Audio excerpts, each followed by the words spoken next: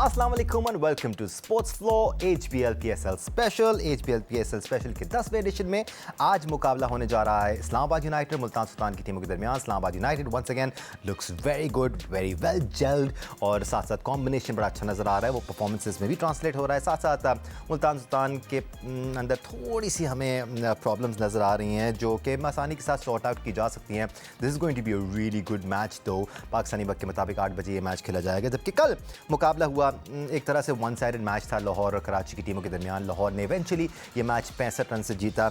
Karachi still did well to squeeze the margin, क्योंकि एक वक्त ऐसा था कि 57 रन पर 7 खिलाड़ी आउट हो गए थे कराची किंग्स के। ऐसा लग रहा था कि वो 100 रन भी पार नहीं कर पाएंगे।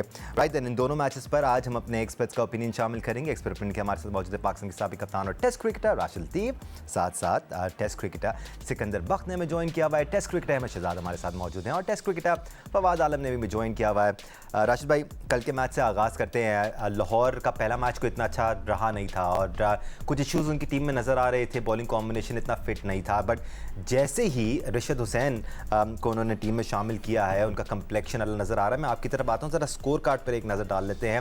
फ़ख्र जमान वंस अगेन एक्सेप्शनल ऊपर से खेलते हुए जाराना मिजाज अपनाया उन्होंने और 76 रन बनाए। फिर Darren Mitchell started scoring run as well और 75 रन बनाने में वो भी कामयाब हुए।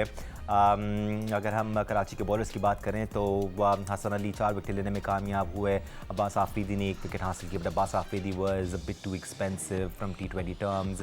फिर जब कराची किंग्स की बारी आई तो शाहीन आफरीदी ने वो किया जो हम उनसे एक्सपेक्ट करते हैं और जिसकी वजह से उनकी टीम अच्छा परफॉर्म करती है, यानी कि ऊपर से विकेट लेना। और 2 इंपॉर्टेंट विकेटें उन्होंने हासिल की, डेविड वार्नर और जेम्स विंस को उन्होंने आउट किया। बट राशिद भाई, मैं आपसे बात करना चाह रहा हूँ वो जो तब्दीली लाहौर कलंदर ने की, कभी कभार एक छोटी सी तब्दीली भी ना आपका पूरा कंप्लेक्शन बदल देती है, आपकी टीम के बॉलिंग कॉम्बिनेशन को पलट के रख देती है। और रिशद हुसैन शानदार बॉलिंग करते आए हैं अभी तक। देखिए, फिल किया उन्होंने गैप जो कि राशिद खान की वजह से बना हुआ था लास्ट ईयर भी, इस साल भी, लेकिन वजह उनकी बैटिंग बन रही है जीत की। पहले मैच में देखते हैं पेशावर ज़ल्मी के ख़िलाफ़ उन्होंने 219 रन किए।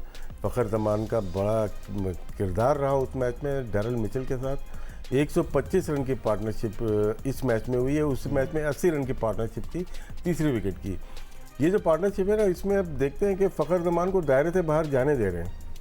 मतलब 6 ओवर के पावर प्ले में वो नॉर्मल क्रिकेट खेल रहे हैं, उसके बाद वेट कर रहे हैं लेफ्ट आर्म स्पिनर्स का। कल उन्होंने 8 बॉल पे 19 रन बनाए अरफात मिनाज को और 9 बॉल पे 21 रन बनाए उन्होंने खुजल पे। तो 40 रन 15 बॉल पे गेम यहाँ पे चेंज कर देता है वो, और वो मशहूर है इसके लिए। पावर प्ले के बाद उसके लिए तो दायरा पूरा ग्राउंड ही दायरा है ना। उसकी यही एक ख़ास बात है जो कम ओपनर्स में होती हैं, ऐसा नहीं है नहीं होती, लेकिन डैरल मिचेल भी बहुत अच्छा खेल रहे हैं। जब आप ड्राफ्ट में बैठते हैं ना, बहुत सारी चीज़ें सोच के बैठते हैं कि मेरे पास क्या है और क्या लेना है मुझे। लाहौर कलंदर डिसाइड था कि मेरे पास अब्दुल्ला शफीक भी है और मेरे पास फ़ख्र ज़मान भी है, दोनों ओपनर्स हैं, तो मुझे मिडिल ऑर्डर चाहिए। डैरल मिचेल पे गए वो, हालांकि डेविड वार्नर पे जा सकते थे। पहली पिक जो थी वो शायद कराची किंग्स की थी और उन्होंने डेविड वार्नर को लिए, लाहौर कलंदर की सॉरी। कराची किंग्स के पास ऑलरेडी विंस रिटेन किया था, सैफर्ड को भी रिटेन किया था सिल्वर में। 2 ओपनर तो हो गए, तीसरा ओपनर शान मसूद थे उनके पास, तो 3 हो गए। फिर लिटन दास को लिया था जो कि इंजरी हो गई उनको। जब आप डेविड वार्नर को ले रहे हो तो आपके पास बाकी बैट्समैन कौन कौन से हैं आपके पास? शान मसूद नंबर 4 पे अच्छे प्लेयर हैं, लेकिन 4 पे बनते नहीं है वो। इरफान न्याजी हैं 5 पे हो गए, फिर उमर बिन यूसुफ हैं, तो उनकी मिडिल ऑर्डर वीक लग रही है। मैं लाहौर पे जाता हूँ, सैम बिलिंग, सिकंदर रजा और डैरल मिचेल, तीनों फॉरनर्स उन्होंने रखे हुए हैं। तीनों तगड़े रखे ऐसे हैं कि मैच निकाल के ले जाते हैं। सैम बिलिंग एक मैच ले गया आपको हाथ से, उसने ज़बरदस्त बैटिंग की। डैरल मिचेल ने 2 बड़ी पार्टनरशिप कर दी और कल 74-75 रन भी किए उन्होंने। फिर रिशाद खेले कल, पहले भी खेले थे और उन्होंने इम्पैक्ट छोड़ा है। तो ये नज़र आ रहा है अभी तक कराची किंग्स ऊपर टॉप ऑर्डर बहुत अच्छे रखे हैं, बॉलिंग बहुत ज़्यादा वीक लगी कल भी। एब्सोल्युटली। और रिशद हुसैन तो अब पर्पल कैप के हकदार भी हो गए हैं। He is the leading wicket taker in PSL 10 at the moment. But जिस तरह लाहौर कलंदर ने एक तब्दीली की है और उनका बॉलिंग कॉम्बिनेशन बेहतर नज़र आ रहा है सिकंदर, कराची किंग्स का भी बॉलिंग कॉम्बिनेशन कितना मज़े का लग नहीं रहा। अरफात मिनास वो इम्पैक्ट क्रिएट नहीं कर पा रहे हैं जो कराची वाले शायद एक्सपेक्ट कर रहे थे। दीगर बॉलर्स भी अगर आप कल के स्टैट्स भी देखें, किसी को 11.75 की इकॉनमीज रन पड़े हैं, किसी को 10 की, किसी को 12 की, किसी को 13 की, तो इस तरह तो फिर आप बड़ा स्कोर ही खाएंगे। तुम जो चेंज की बात कर रहे हो ना, मैं पिछले कोई 1-2 साल से एक बात कर रहा हूँ कि इस सब कॉन्टिनेंट में आप जब भी क्रिकेट खेलेंगे आपके पास तगड़ा स्पिनर होना चाहिए, फंसाने वाला। देखें, आपके फास्ट बॉलर शुरू में आउट तो करते हैं मगर बीच में तो चाहिए ना। हम तो प्रोड्यूस ही नहीं कर रहे, हम तो उस पर फोकस ही नहीं है, हमारे सेलेक्टर्स का फोकस ही नहीं है। उसका फोकस किस तरह होना चाहिए कि इन्हीं मैचों में आप आइडेंटिफाई करें कि जी सुफियान कैसी कर रहा है, मेक श्योर कि फैसल अकरम खेले, इरफात के ऊपर नज़र रखें। मुझे नहीं पता कि वो कितना अच्छा बैट्समैन है, मैंने रिकॉर्ड निकाला तो उसका कोई रिकॉर्ड नहीं है बैटिंग का, कोई दूर दूर तक कोई ऐसी कोई आउटस्टैंडिंग रिकॉर्ड नहीं, मगर वो ऊपर खेल रहा है। तो मेरे हिसाब से जो स्पिनर का जो चेंज किया है बहुत ज़बरदस्त चेंज किया है, और सबको अगले फ्यूचर में भी पाकिस्तान की टीम को भी अपने फ्यूचर के अंदर अच्छे 2 तगड़े स्पिनर रखने चाहिए कि जो कि बीच में आके, जो हमेशा राशिद वगैरह यही कहते हैं ना कि बीच में जो पोर्शन है ना, शुरू का पोर्शन जो है फास्ट बॉलर का होता है, मार धाड़ उसमें लग गए, जैसे कल उसने उड़ा दिया, ख़त्म हो गई कहानी।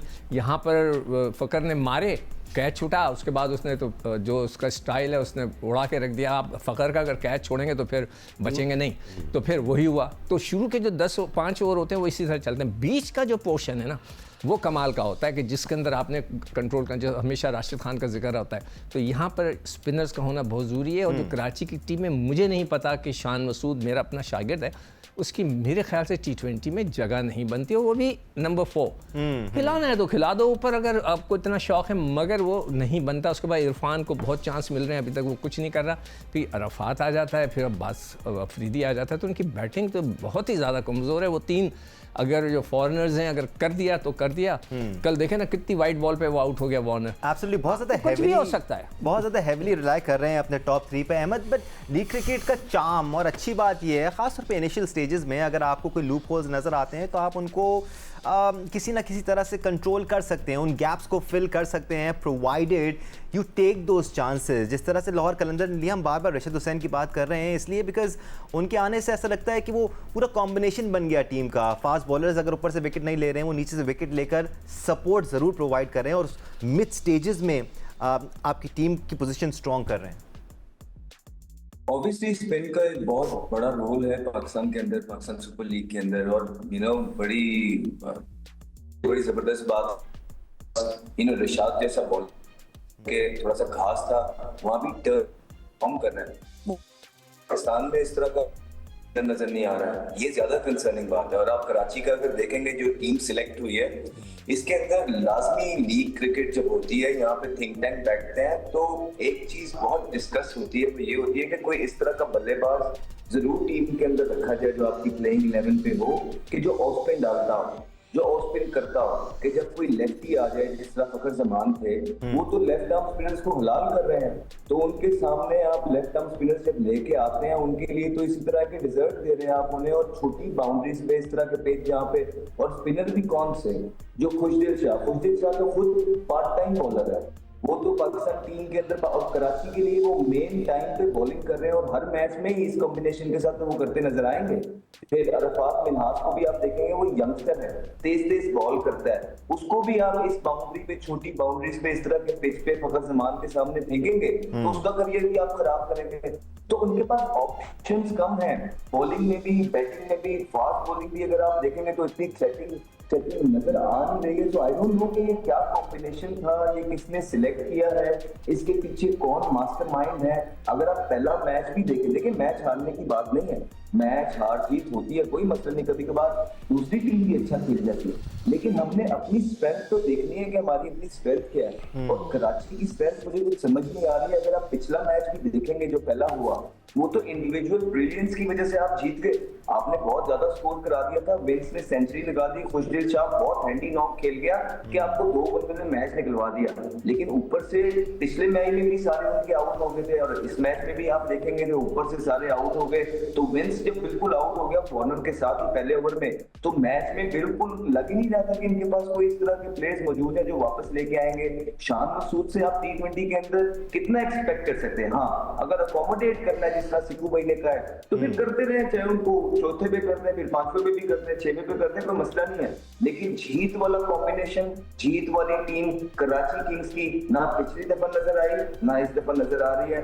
हैदर बहुत अंडर प्रेशर होंगे। अगेन फवाद, जब फ्रेंचाइजेज एक सीज़न को अप्रोच कर रही होती हैं, वो एक मैनेजमेंट तश्कील देती हैं, वो मैनेजमेंट अपनी नई सोच लेके आती है, हर साल नई मैनेजमेंट्स आती हैं, प्लान्स चेंज होते हैं, at times those plans don't work out, और एक आध मैच का ही फ़र्क होता है। यहाँ पर एक मैच में ये 3-4 प्लेयर खेल जाएँ तो वो कॉन्फिडेंस बहाल हो जाता है।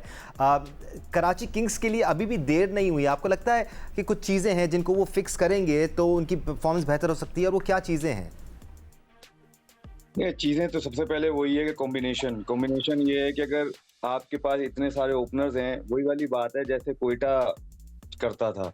कोयटा के पास भी 5-6 ओपनर्स होते थे, अब उनको नंबर्स की प्रॉब्लम्स होती थी। फिर अब उनको वही, हम जैसे सिकू भाई कह रहे हैं, अहमद कह रहा है कि वो खिलाना फिर जरूरी है, तो फिर तो ऐसे ही होगा कि आप जो है ओपनर को मिडिल ऑर्डर अगर उस नंबर पे खिलाएंगे जो मिडिल ऑर्डर का नंबर है, तो वो उस तरह बैटिंग नहीं कर सकता जिस तरह मिडिल ऑर्डर बैटिंग कर सकता है, क्योंकि उसको पता है किस तरह लेके चलना है मैच को। जैसे राशिद भाई ने कहा कि 6 गेम जो बनाई जाती है ना, जो अपनी तरफ ली जाती है, चाहे वो बॉलिंग हो चाहे वो बैटिंग हो, वो 6 से 15 ओवर के बीच में ली जाती है। वहां पर टीमें मैच जीतती हैं। शुरू के 6 ओवर में या आखिर के 2 ओवर में कोई आप 2 मैच जीतोगे, क्योंकि आखिरी के 2 ओवर में आप कितने 40 रन किसी एक आध मैच में करोगे। अदरवाइज जो 7 से लेके 15 तक का जो मार्जिन है ना, ओवर्स जो आते हैं उस बिटवीन, चाहे वो बैटिंग हो चाहे वो बॉलिंग हो, जैसे हम कह रहे हैं कि 6 ओवर के बाद विकेट नहीं मिलता, क्यों नहीं मिलता? हम स्पिनर्स की यहाँ पर बात कर रहे हैं, हमारे पास तो जेन्युइन स्पिनर ही नहीं है पाकिस्तान के पास। हर कोई तो कह रहा है मैं बैटिंग करता हूँ। अब आप ये रियाद की बात कर रहे हैं, वो स्पिनर है, स्पिनर का अलग नजर आता है, क्योंकि उसको पता है कि मेरी एक ये जो है ना जॉब है, मैंने इसमें परफॉर्म करना है। इधर क्या होता है, इधर इनको पता है बॉलिंग कर ली 2 ओवर, चलो जी 10 रन कर लो, एक छक्का मार दो, चलो जी मैं सही हूं। ऐसे नहीं होता। पाकिस्तान को भी यही प्रॉब्लम हो रही है, जेन्युइन स्पिनर चाहिए भाई। कोई भी फॉर्मेट हो आपको, आप अगर कोई पड़ोसी मुल्क जीत रहा है, वो जेन्युइन स्पिनर से जीत रहे हैं भाई, कोई ऐसे नहीं जीत रहे। अभी भी उन्होंने जो डाला वो जेन्युइन स्पिनर थे, जिसने परफॉर्म भी किया, जिसने आउट भी किया। बैटिंग का कोई मसला नहीं है। हम लोगों का जो ये जो है थिंक टैंक, वही चेंज हुआ है कि जो थोड़ा सा भी आएगा वो क्या करेगा, वो बैटिंग भी करेगा। भाई ये बैटिंग कर लेता है, वो बैटिंग को क्या अचार डालना है 90 नंबर पे जाके? क्या अगर 90 नंबर की बैटिंग आ रही है तो मैच तो आप हार गए हो भाई। मैच तो शुरू के 5 बंदे जो है आपको मैच जितवाते हैं, 90 तक की अगर बारी आएगी तो मैच आप हार चुके हो, बड़ा हुआ मैच आपका। अनफॉर्चुनेटली पाकिस्तान का ये प्रॉब्लम रहा है कि अगर एक बॉलर टीम में खेल रहा है, वो विकेटें नहीं ले रहा, लेकिन वो डाउन द ऑर्डर आकर कुछ बेसलेस 20-30-40 रन कर रहा है, तो फिर उसको एज एन ऑलराउंडर कंसिडर किया जाना शुरू हो जाता है। ये बड़ा प्रॉब्लम रहा है, हमने बड़े ऑलराउंडर बनाए। इस तरह एक ब्रेक ले लेता हूँ राशिद भाई, फिर वापस आकर हम इस इशू को भी ख़त्म करेंगे और फिर हम आज के मैच की बात करेंगे। By the way, Islamabad versus Multan Sultan today. We'll talk about it after the break. हमारे साथ रहेगा। Right, welcome back once again to Sports Flow HPL PSL Special। आज मुकाबला होने जा रहा है इस्लामाबाद यूनाइटेड मुल्तान सुल्तान की टीमों के दरमियान। First looks of the both the team, Islamabad United बड़ी स्ट्रॉन्ग नज़र आ रही है, और एक बार फिर हमेशा की तरह इस्लामाबाद का कॉम्बिनेशन मज़े का नज़र आ रहा है। ऐसा लगता है कि सब जेल्ड इन है। क्यों है ऐसा राशिद भाई? बाकी टीमों में इतना रेगुलरली इतना डिसिप्लिन आपको नज़र नहीं आता। They seem more discipline than the combination. लेकिन इनके पास जो ऑलराउंडर है ना, वो अच्छे लग रहे हैं। इमाद वसीम लास्ट ईयर काफ़ी अच्छा खेले, बैटिंग भी की, हालांकि बहुत फुली फिट नहीं थे वो। बॉलिंग में भी नज़र आ जाते हैं। कभी कभी हम बात कर रहे थे कराची किंग थी बॉलर की, ऑलराउंडर्स की, लेकिन इमाद लगता है कि कहीं ना कहीं आउट कर जाएंगे या रन रोक लेंगे। शादाब नेशनल टीम पे इतनी अच्छी बॉलिंग नहीं कर रहे, लेकिन यहाँ पे थ्रेट बन जाते हैं, बैटिंग में भी बॉलिंग में भी। 2 आपके पास, फिर जैसन होल्डर भी एक ऑलराउंडर है इनके पास, जो कि यहाँ पे पहले मैच में 4 आउट किए थे। फिर आज़म को ले लें, वो भी एक ऑलराउंडर आप कह सकते हैं। 4 इनके पास ये जो कोर है ना, ऊपर से इनके पास मनरो बहुत अच्छा खेल रहे हैं, साहबजादा फरहान खेल रहे हैं। एक अच्छी टीम बनी हुई है इनकी, और इनकी पिक अच्छी होती है। जितने भी आप PSL उठा के देखें, बहुत जगह इनका नज़र आएगा कि इन्होंने अपने मैचेस के लिहाज से या कंडीशन के लिहाज से टीम बनाते हैं जहाँ इनको सक्सेस मिलती है। दो दफ़ा तो ऐसा हुआ है कि ये जीतते जीतते मतलब कि हार गए, वरना इनके जो 3 टाइटल हैं इनके ज़्यादा हो सकते थे, 4-5। शायद इनकी जो पिक होती है ड्राफ्ट में बहुत तैयारी से आते हैं ये वही टीम है। अब लाहौर कलंदर उसके पीछा कर रहा है, उनकी भी पिक बहुत अच्छी हो रही है। बड़ी वर्सेटैलिटी नज़र आती है इनकी पूरी टीम में। जैसे सिकू भाई जेसन होल्डर को इन्होंने अपनी टीम में शामिल किया।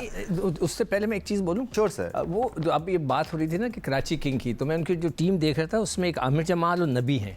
कल राशिद ने भी नबी का जिक्र किया था। वो I think is a very senior experience player. वो वहाँ फिट इन हो सकते हैं।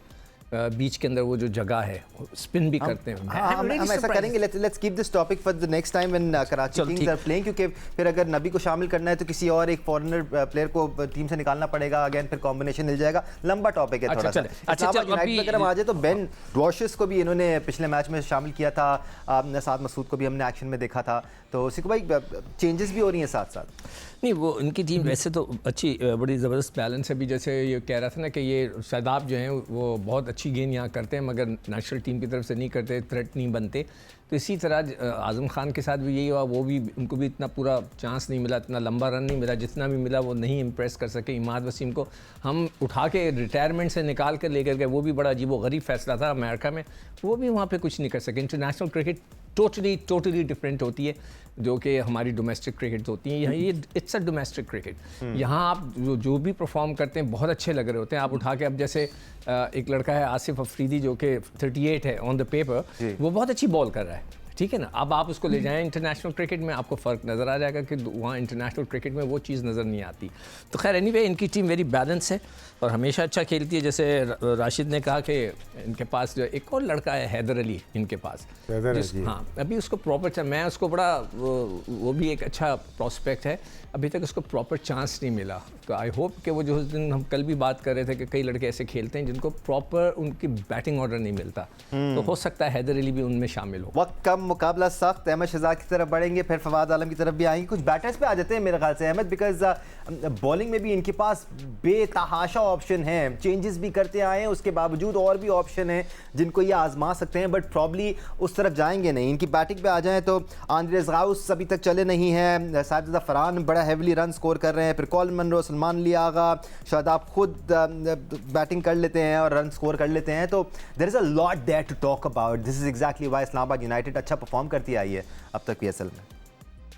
जी बिल्कुल, ऑप्शंस से भरपूर है और ऑप्शंस के साथ साथ ठीक चीज ये करते हैं कि देखें कंडीशंस के हिसाब से बेस्ट कॉम्बिनेशन भी अंदर उतारते हैं। और अगर आपने इनकी प्रीवियस आउटिंग्स देखी होंगी, सिर्फ आबाद भी उस दिन कह रहा था ज्यादातर मैचेस के अंदर ये चेज करना पसंद करते हैं, लेकिन जैसे ही पेशावर ज़ल्मी के साथ मैच हुआ उन्होंने पहले बैटिंग की टॉस जीत के। उसका एक रीजन था, क्योंकि उन्हें पता था एक तो कि इनकी सारी टीम पेशावर ज़ल्मी की एक प्लेयर के इर्द गिर्द बनी हुई है जो है बाबर आजम, और जैसे ही 160 प्लस से ऊपर गेम जाती है तो उनका पूरा का पूरा गेम प्लान जो है वो चेंज हो जाता है। तो ये सारी चीजें हैं जो इस्लामाबाद यूनाइटेड जो है वो करता है अपने थिंक टैंक के साथ बैठ के। वहां पे पेशावर जैसी टीम को फिर आप देखते हैं, फिर कराची को देखते हैं तो बड़ा दुख होता है कि यार ये सिंपल बेसिक मिस्टेक्स हैं और हर साल वही चीजें होती रहती हैं। और फिर ज्ञानबाजी भी इस तरह, सॉरी मैं थोड़ा सा इस तरह का वर्ड इस्तेमाल कर रहा हूँ, सिखाते हैं ये पूरी दुनिया को, बैठते हैं और बताते हैं और फिर खुद बेसिक मिस्टेक्स करते हैं इस तरह की, और फिर जो है ना 1 साल के लिए टीवी से गायब हो जाते हैं, 6 महीने बाद फिर ये आ जाते हैं। तो ये जब गलतियां होती हैं जिसकी वजह से एक लीग का स्टैंडर्ड नीचे जाता है, और जब लीग का स्टैंडर्ड नीचे जाता है तो किसको नुकसान हो रहा है? पूरी की पूरी पीएसएल को, मुल्क को। आज आप देख लें कराची के स्टेडियम खाली पड़े हुए, वो इसीलिए है क्योंकि आप ओवर द इयर्स इतनी बेसिक मिस्टेक्स करते रहे। एक टीम जीत जाती है, हम उसे ग्लोरीफाई तो करते हैं, लेकिन पीएसएल के अगेंस्ट कभी किसी ने इतनी खुल के बात नहीं की, बिकॉज हम सारे यही कहते थे कि पाकिस्तान का एक ब्रांड है, हमने इसको उठाना है। लेकिन उससे गलती ये हो गई जब अकाउंटेबिलिटी ना होती, पूछताछ नहीं होती, तो वो जो आप गलत डिसीजंस ले रहे होते हैं उससे नुकसान उस लीग को या उस चीज को हो रहा होता है, जो कि बिल्कुल हुआ। और इस साल की जो लीग थी पिछले 3-4 साल की तरह जो नीचे को ग्राफ जा रहा है, अभी भी हमने क्रिकेट कॉम्बिनेशन, बॉलिंग, स्पिनर्स, ये सारी चीजों की बात करें तो ग्राफ नीचे को ही लग रहा है, जिस तरह के वन साइडेड मैच सिवाय 1-2 के अभी तक देखने को मिला। फवाद, आपसे सवाल जनरल नहीं है, आपसे इस्लामाबाद यूनाइटेड की पूरी टीम से मुतालिक सवाल नहीं है, सिर्फ साहिबजादा फरहान से मुतालिक सवाल है, बिकॉज आपने उनके साथ बड़ी क्रिकेट खेली है, काफ़ी ज़्यादा डोमेस्टिक क्रिकेट आपने साथ खेली है। रीसेंट टाइम्स में सैकड़ों के अंबार लगा दिए हैं उन्होंने, किसी ने इतने सैकड़े नहीं लगाए जितने साहिबजादा फरहान ने लगा दिए हैं। पीएसएल से हमने टैलेंट को पिक होते भी देखा है। क्या साहिबजादा फरहान को आप देख रहे हैं पाकिस्तान क्रिकेट में, और ऑब्वियसली इस्लामाबाद के लिए तो इम्पैक्ट क्रिएट कर रहे हैं? लेकिन जी जहाँ तक साजिदा फरहान की बात करें, जैसे अहमद ने भी बोला था कि उसने 400 कर दिए, तो किसी ने नहीं किया, हम में से किसी ने नहीं किया। अहमद ने कल भी बात मेंशन की है। तो ये बहुत बड़ी बात है, किसी भी प्लेयर के लिए 400 करना आसान नहीं है। जहाँ तक आपने बोला कि पीएसएल से पिक हुए हैं, साजिदा फरहान पहले भी पिक हुए हैं वहीं से। जी जी जी जी जी ऐसी जी बात नहीं है। जी जी बट बात वही आती है कि क्या उनको अपने नंबर पे चांस मिलेगा, और मिलेगा तो फिर कितना मिलेगा और कहाँ मिलेगा, ये सारी बातें अलग अलग हैं। आप देखें, ऑस्ट्रेलिया में बड़े बड़े तुर्रम खान हमारे पीछे रह गए, कुछ नहीं किया। अगर साहिबजादा फरहान से कुछ नहीं हुआ, इशू नहीं हो गया, कोई हो गई, उसको इस तरह पे ड्रॉप नहीं करना है। आपने आके इधर जो अपनी कंडीशन देखें, जो भी आप नया प्लेयर खिलाते हो या डोमेस्टिक परफॉर्मर खिलाते हो ना, उसको एटलीस्ट अपने घर में चांस दो, या अपनी जो कंडीशन है जिससे वो अवेयर है उसको उसमें चांस दो, ताकि वो कंफर्ट जोन में आके आपके लिए परफॉर्म करे। जहां पर फिर आप उसको मुश्किल जगहों पे जाओगे, उसका कॉन्फिडेंस लेवल ऊपर होगा, हाई होगा। ये अहमद बैठे हुए, ये जितने भी प्लेयर्स होंगे ना, उनसे आप बात करें, जब आपका कॉन्फिडेंस लेवल हो ना ऊपर, और आपके पीछे जो स्ट्रॉन्ग जो है परफॉर्मेंसेस लगी हुई हो, तो फिर कंडीशन मैटर नहीं करती हैं। फिर आपको पता है कि आपने उस कंडीशन में खेलना कैसे, अपने आप को अप्लाई कैसे करना है। अब एक बंदे के ना परफॉर्म नहीं लगा हुआ, जब एक मैच आपका नीचे था, उसको भी पता है कि यार अब तो एक मैच और मिलेगा तो मैंने बाहर हो जाना है, तो फिर इस चीज का फायदा नहीं होता। आप इतना डोमेस्टिक में बंदा रुलता है, डोमेस्टिक में परफॉर्म करता है, फिर उसके लिए 2 चांस नहीं होने चाहिए। ये जो है ना, थोड़ा सा जो है ना भेदभाव है बीच में प्लेयर्स के साथ, कि किसी को 15-25 चांस है, 30 चांस है, और किसी के लिए 3 चांस है। सो आई थिंक ये इस पे हमें निगाह करनी चाहिए। अगर हम किसी प्लेयर के लिए बात भी करते हैं, और हम भी जब बैठे हैं, जब वो 4 मैच में ना करे, तो हमें ही उसको भी बैक करना चाहिए। कोई बात नहीं हुआ, लेकिन उसको 2-3 चांस और मिलने चाहिए, ताकि वो डिलीवर करे।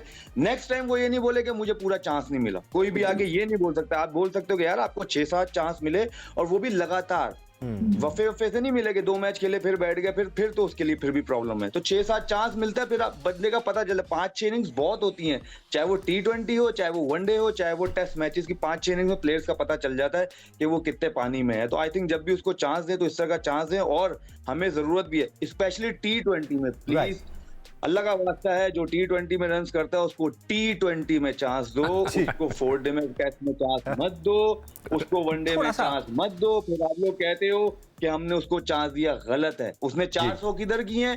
T20 में। उसको एज अ ओपनर T20 में 8 इनिंग्स दे दो, नहीं करे उसको बोलो अस्सलाम वालेकुम।